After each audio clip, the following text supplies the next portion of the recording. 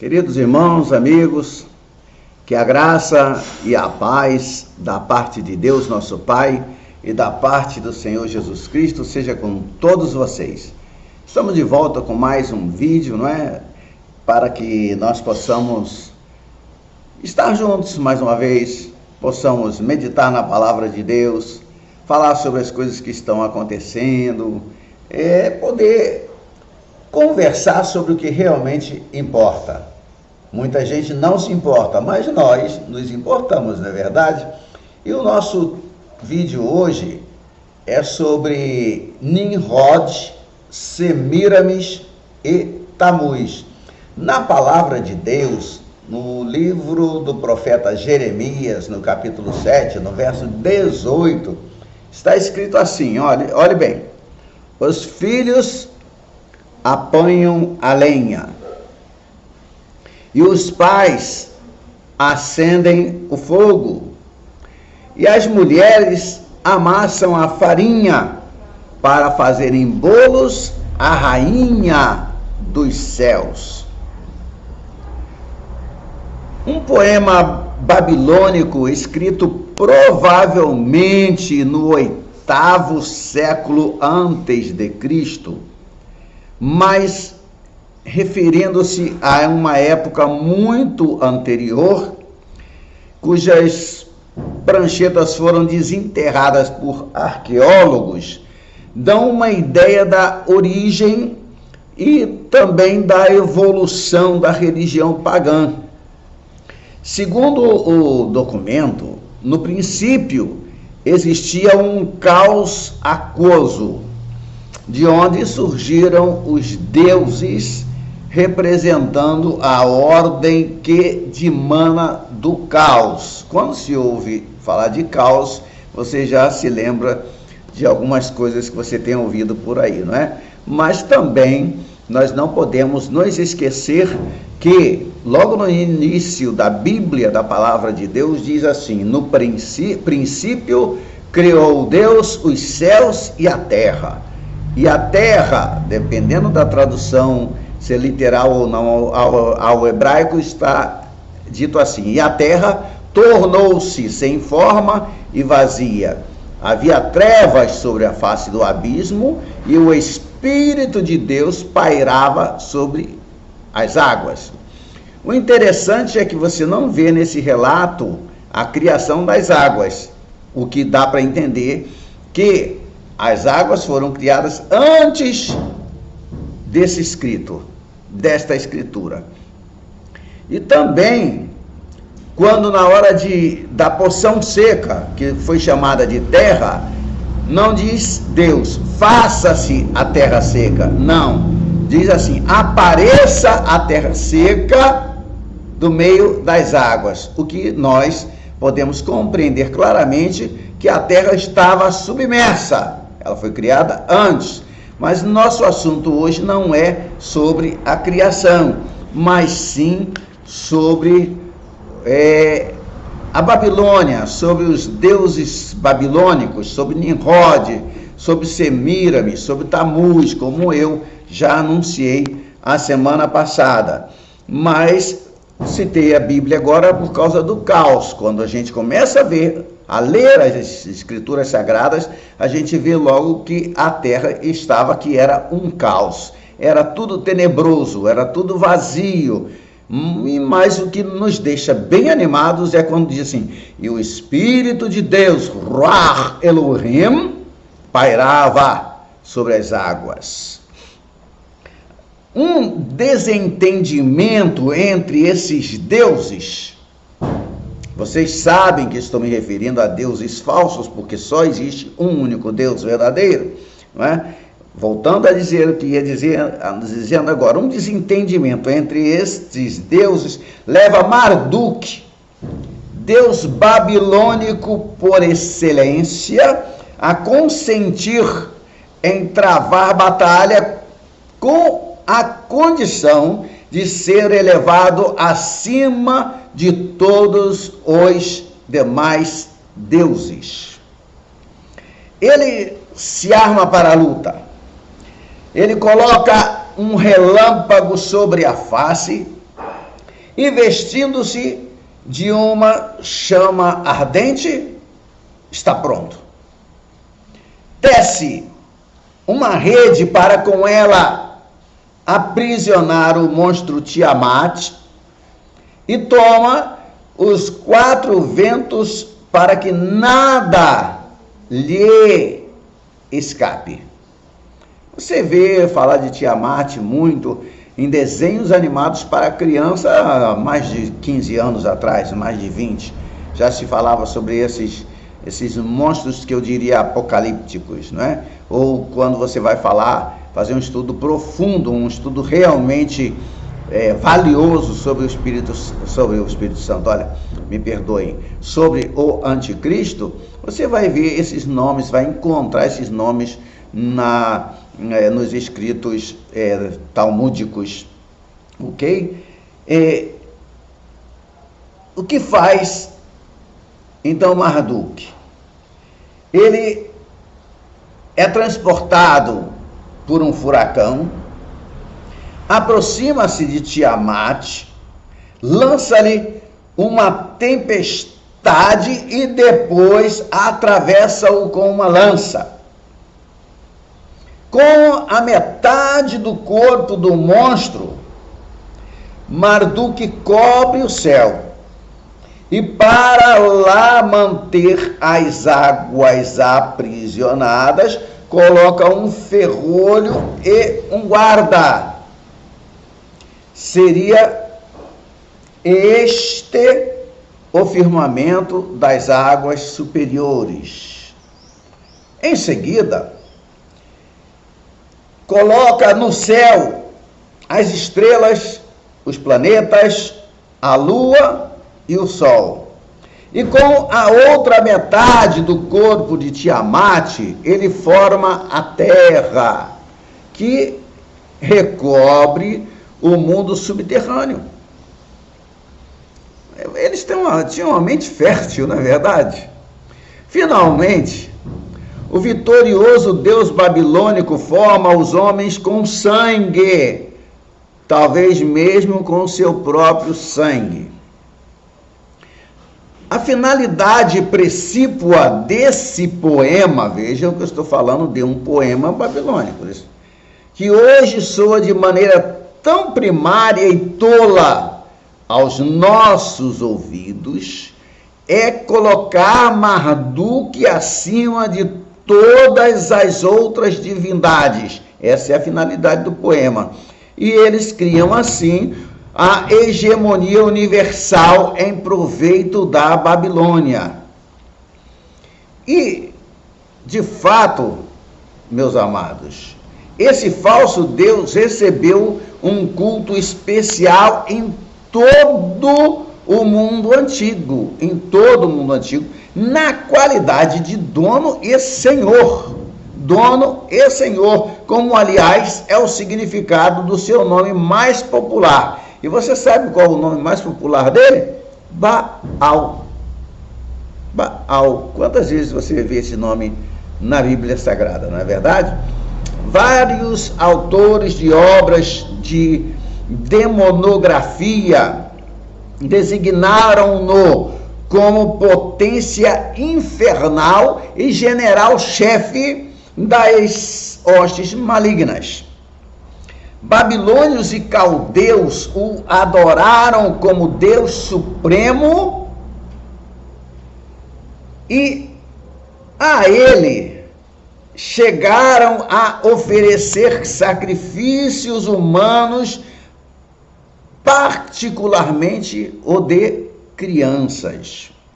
Frequentemente, os seus adoradores da Ásia faziam dele representação mítica do sol. Era também considerado como o deus fertilizador da terra por meio de suas fontes e possuía imagens em cada região cultivada. A ele pagavam-se tributos como dono divino. Em Israel, o Baal, introduzido por Acabe nos dias do profeta Elias por foi o Melcarte, da cidade fenícia de Tiro. Marduk, Melcarte, Quemosh, que era deus de Moabe, seriam apenas algumas das várias representações pagãs de Nimrod, o Nimrod da Bíblia. Lá no princípio, em Gênesis, veja lá, afirma-se que o centauro, deus grego, um cavalo com cabeça de homem e com uma arca na mão, era adorado em memória de Nimrod, que foi o primeiro caçador e o primeiro homem a usar o cavalo para a caça e para a guerra.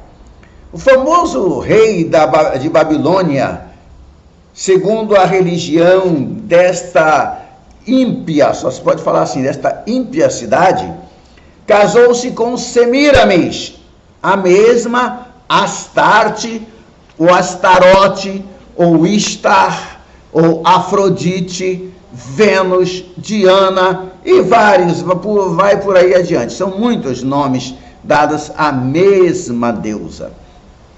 A imagem de Diana foi colocada na cidade de Éfeso. Lembra que a Bíblia fala de Diana, a grande Diana dos Efésios?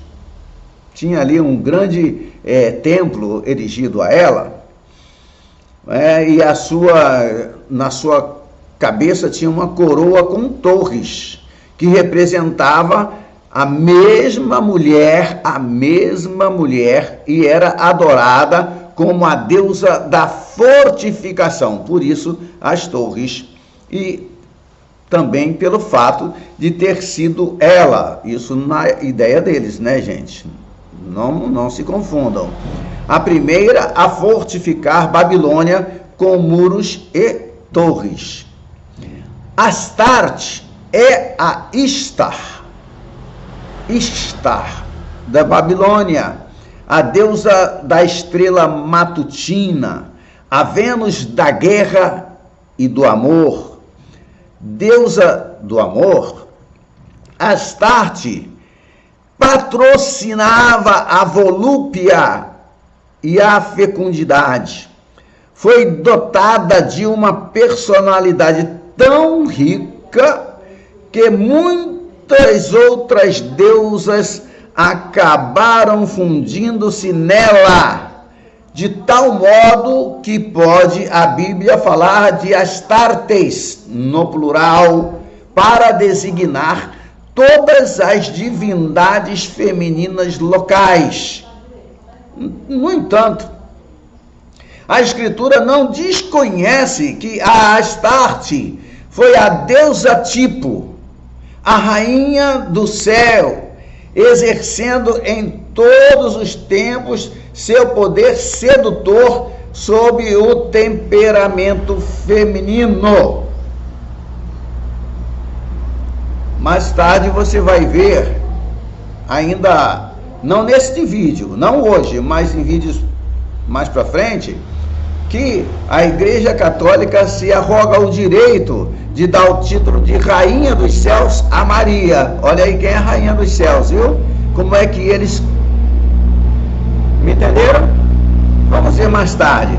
Vamos deixar para a hora certa. Na Bíblia, ela é citada em diversas passagens. Por exemplo, em Isaías 47, Juízes capítulo 2, verso 13, Juízes capítulo 10, verso 6, primeiro livro de Samuel, capítulo 7, versos 3 e 4, primeiro Samuel, capítulo 12, verso 10, capítulo 31, verso 10, segundo livro dos Reis, capítulo 23, 13, são várias as menções dela. No governo de Dario, a Pérsia possuía a Ahura Mazda como a divindade suprema, em honra da qual construíram-se grandes templos, o que não impedia que existissem vários outros deuses como o famigerado Baal, que estava sempre a reclamar sacrifícios humanos, e também o deus Tamuz, a deusa Istar, Astarte, Astarote, deusa da lua, cuja imagem era ornamentada diariamente com joias e vestidos novos, sempre brancos e transparentes. Interessante que, se você olhar para as religiões hoje, você vê muitas figuras semelhantes a essa, não é verdade? E interessante também deixar registrado aqui que Tamuz, o menino Tamuz, nasceu no dia 25 de dezembro e era filho da deusa Semiramis. Então, dia 25 de dezembro, dia do nascimento de Tamuz. E também chama a atenção, né, que Astarte ou Astarote era deusa da lua, e o deus que o povo chama de Alá, só para fazer aqui uma mençãozinha aqui, para talvez incentivar alguns a pesquisarem, o deus Alá é o deus lua, é a lua, não é o nosso Deus, não é o Deus de Abraão, de Isaac e de Jacó, não é o verdadeiro Deus. Quando eles falam que Alá é o Deus único, não é o Deus único coisa nenhuma. Alá foi o único ídolo que Maomé deixou para ser adorado lá. Ele tirou todos os outros e deixou aquela pedra preta que se chama de Alá, e eles chamam de Deus. Fiquem ou morram de raiva, ou joguem a sua própria cabeça numa parede os seguidores do Islã, porque esta é a verdade. Alá nunca foi, não é e nunca será Deus. Deus é o Deus de Abraão, de Isaac e de Jacó, o Criador dos céus e da terra. Ele sim é Deus, ele é o grande eu sou o que eu sou. Só ele pode dizer assim, só ele pode falar. E diz ainda: antes de mim não houve, e depois de mim não haverá. E vejo Jesus Cristo no livro de Apocalipse dizendo assim: eu sou o primeiro e o último, o princípio e o fim. Veja Apocalipse 1, dá uma olhadinha lá, para você ver quem realmente é o único e verdadeiro Deus. A deusa possuía uma corte de virgens que, entretanto, segundo os melhores autores, eram muito pouco virgens. De virgens elas não tinham nada, porque no templo da deusa realizavam-se festins orgíacos, ou seja, uma grande orgia sempre, em que os sentidos eram satisfeitos das formas mais estranhas. Na verdade, os templos dos deuses persas, especialmente em Babilônia, foram autênticos prostíbulos. Como que eu sei disso? Você pode ler isso nos escritos de Sérgio de Tatu Macedo, quando ele escreveu o seu livro A História do Mundo, na página 41. A História do Mundo, na página 41. Viu? Você pode procurar lá, você ainda vai achar registrado isso de maneira não muito difícil de ser encontrada. Mais adiante, o mesmo autor, ou seja, o Sérgio Macedo, escritor da História do Mundo, ele afirma o seguinte: mas Dario não pôde impedir que os persas continuassem os costumes de Babilônia, principalmente os costumes dissolutos da Babel da Bíblia, que contaminava quantos com ela se relacionavam, que contaminava os seus vencedores, como os persas e outros. contaminava vencedores, vencidos, contaminava todo mundo que entrava em contato, que chegava até lá. E cita também o historiador Otto Neubert o seguinte: os costumes depravados de Babilônia não encontraram iguais, não se tornaram tradicionais em nenhum outro povo.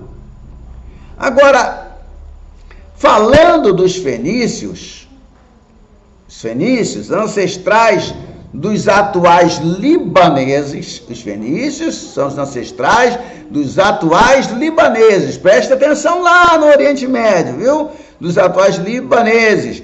Registrou Sérgio Macedo o seguinte, na mesma obra, História do Mundo, ele deixou registrado o seguinte: todavia, povo tão adiantado e tão viajado, que realizou verdadeira permuta ou intercâmbio de culturas e conhecimentos, deu-se a mais desenfreada idolatria. Um dos seus mais curiosos deuses era Moloque. Você cristão já ouviu falar dele. Moloque era feroz, sanguinário, que exigia pesados sacrifícios, inclusive sacrifícios humanos e principalmente de crianças. Sabe-se, inclusive, que certa vez 100 meninos, 100, uma centena de meninos, foram imolados em oferta a Moloque, que nem por isso, é claro, né? Ele não é Deus, nunca foi, era apenas um pedaço de quê? De metal, para ser aquecido com carvão por dentro até ficar em brasas, e com as suas mãos assim, ó, quando ficava em brasas, os pais vinham e colocavam seus bebês recém-nascidos ali, em sacrifício a uma estátua. E eu às vezes fico assim, meu Deus, o povo parecia muito burro no nosso linguajar de hoje, muito imbecil, acreditar no poder de uma estátua. Moloque recebeu o sacrifício de 100 crianças, mas nem por isso ele se mostrou mais indulgente para com os fenícios, que acabaram destruídos. Agora, também a babilônica deusa Ishtar,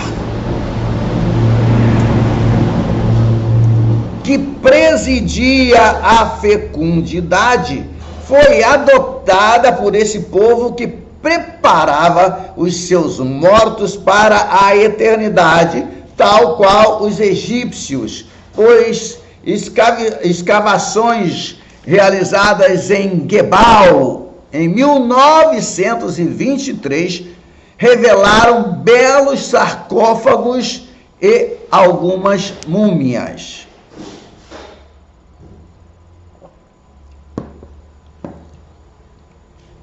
Parece incrível, mas o striptease moderno, tem sua origem diretamente em Babilônia, cujo culto, a principal deusa, era uma magia erótica de caráter empírico, que era uma paródia de um rito babilônico.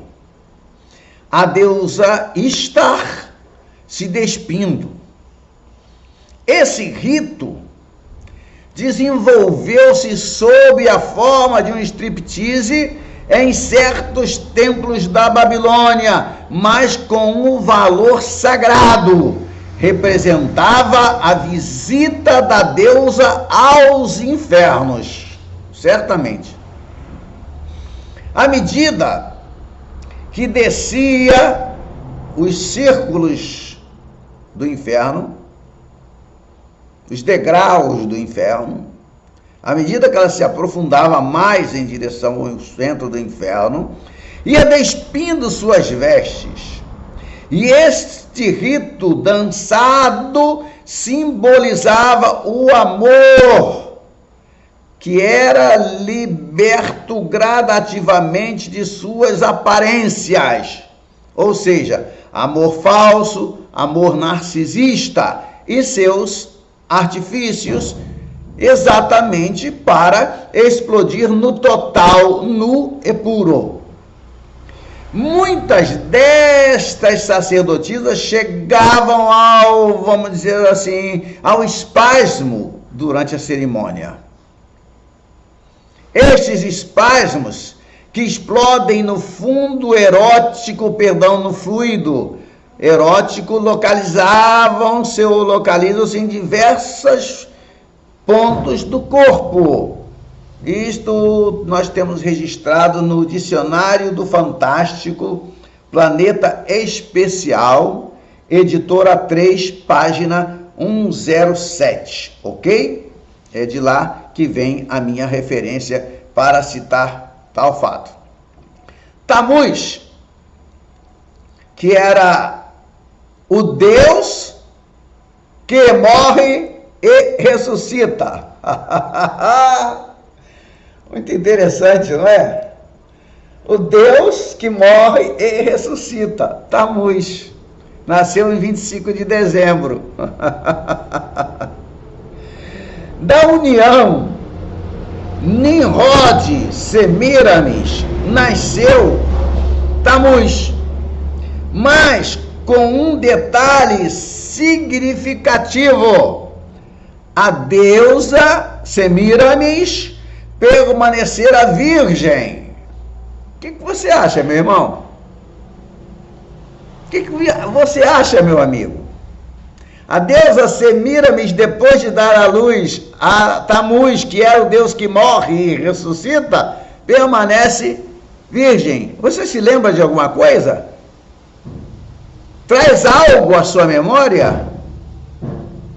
Aqui está, talvez, a primeira tentativa satânica de dar um falso cumprimento à profecia bíblica relativa ao nascimento de nosso Senhor e Salvador Jesus Cristo, nascido de uma virgem, conforme profetizado em Isaías 7,14, e anunciada uns 700 anos antes de Cristo vir ao mundo.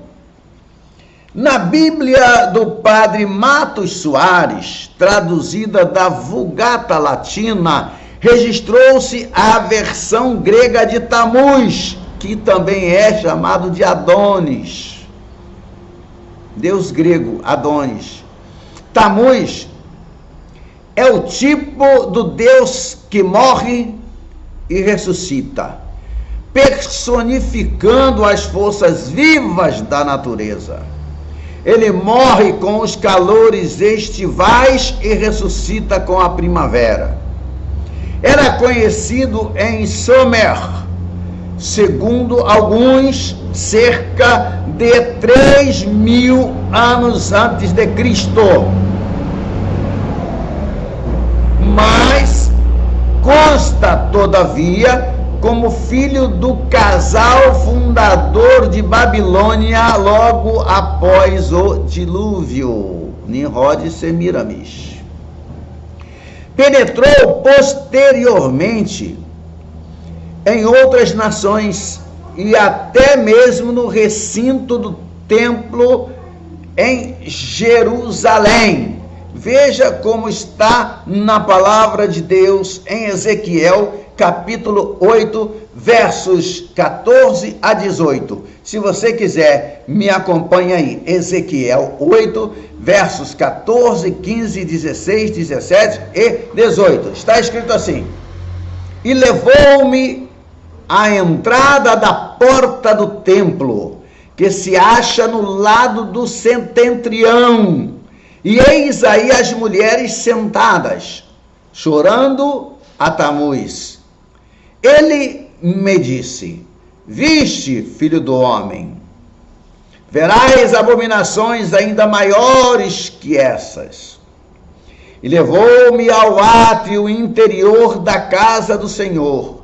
E eis que, à entrada do santuário do Senhor, entre o vestíbulo e o altar, achavam-se uns 25 varões, com as costas voltadas para o santuário do Senhor, e o rosto voltado para o oriente, os quais se prostravam para o oriente.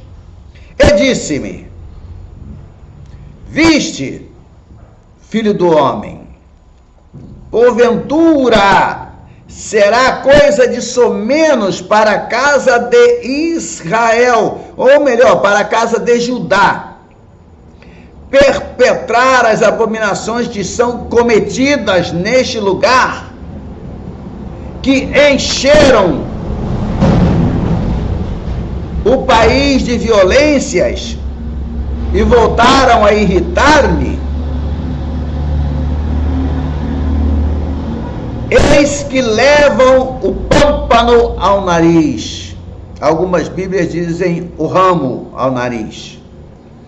Pois também eu agirei com furor, não se compadecerão os meus olhos, nem me condoerei, estrondar-me-ão de novo os ouvidos com fortes gritos, mas não os escutarei.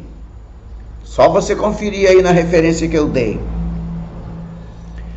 Comentando este texto, o Pontifício Instituto Bíblico de Roma diz o seguinte: preste atenção o que diz o Pontifício Instituto Bíblico de Roma. Diz o seguinte,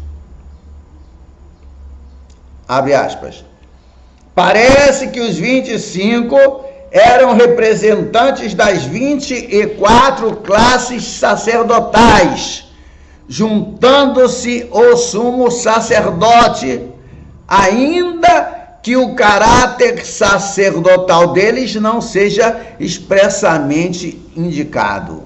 Aqueles que deviam honrar o único Senhor dão-lhe as costas no santuário para se voltarem para o Oriente, a fim de adorar o Sol, uma das divindades principais dos babilônios.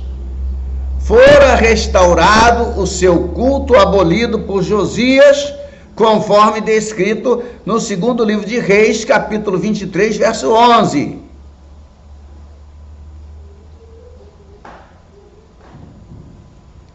Ainda o Instituto Romano falando: levam o pâmpano, o ramo, ao nariz. Tradução comum, ainda incerta, segundo a qual o texto aludiria ao rito usado no culto solar dos persas de levar diante da boca um pequeno molho de ervas sagradas para não contaminar com a impureza do hálito a atmosfera do sol nascente. Com mais probabilidade, é uma alusão ao rito de levar ao nariz uma raiz desconhecida, símbolo de vida, como para lhe aspirar a virtude mágica, rito expresso na literatura e nos monumentos do Antigo Oriente. Observe-se que Ezequiel descreve como representados em Jerusalém não só os cultos assiro-babilônicos, mas também os cultos dos povos mais disparatados e mais distantes. Fecha aspas, ponto final para o nosso vídeo de hoje. O nosso próximo vídeo será sobre algumas doutrinas pagãs. Vocês vão observar que uma religião bem conhecida hoje, que eu prefiro não falar aqui agora, pegou os deuses babilônicos trocou seus nomes e os tem hoje, esses mesmos deuses, em seus templos e são adorados por milhares e milhares, por milhões, falando só em Brasil. Só em Brasil, imagine no mundo inteiro. Nós falaremos sobre isso, mas nós vamos chegar lá aos poucos, vamos mostrando para você aos poucos. Eu agradeço a você, peço a você que me ajude, que deixe aí o seu like, porque o seu like ajuda o canal. Sim, perante o YouTube. Ajuda o canal, ele sugere o nosso vídeo, ele coloca lá entre aqueles que estão em destaque. Mas,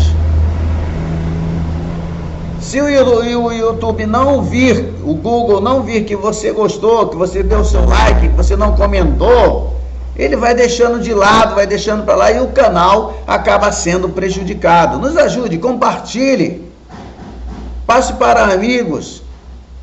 São muitos vídeos que vai ajudar você a aprender a palavra de Deus e a entender a origem de muitas coisas. E o próximo vídeo vai ser pequenininho, algumas doutrinas pagãs, talvez eu grave até amanhã mesmo, porque vai ser um videozinho de minutinhos, e até chegar ao momento em que nós falaremos sobre no rastro de Babilônia. Aí vamos falar o início da paganização, muitas coisas, eu creio que você vai gostar. Não serão vídeos longos, não serão difíceis de você ver e nem de assistir completamente. Que Deus abençoe todos vocês, um grande abraço e um restante final de semana maravilhoso para cada um de vocês. Muito obrigado, meus irmãos, meus amigos, que Deus os abençoe em nome de Jesus.